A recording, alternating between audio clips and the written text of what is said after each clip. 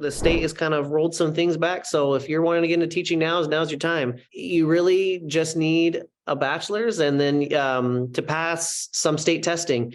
So for me, it looked like I would I'd get my AA, and then I would have to pass a couple of state tests called the West B and the West E's, which are just proficiency tests. They want to know that you're capable of doing math, writing, and some other subjects at the level you need to be doing them at. And then going through a teacher certificate program, which can also be your bachelor's to come out with it. So how I did it was I got my AA, got my BA in geosciences, so completely unrelated to teaching, but then went back for my master's in teaching. And that's kind of how I came into the teaching program.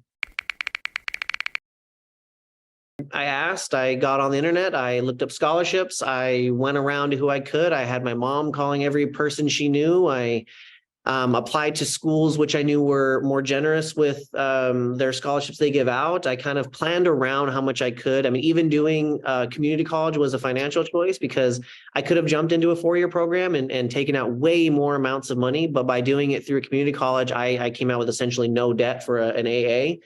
Came out with nothing. And so I was able to jump into another program and save so much more money. I also found grants specific for teachers. There's the Teach Grant, which gives a pretty good amount of money to help with schooling, which is not required to pay back if you meet such and such requirements. And so it's just looking. I mean, the internet, thankfully, I grew up at a time I did not have to go to the library like some people mentioned earlier.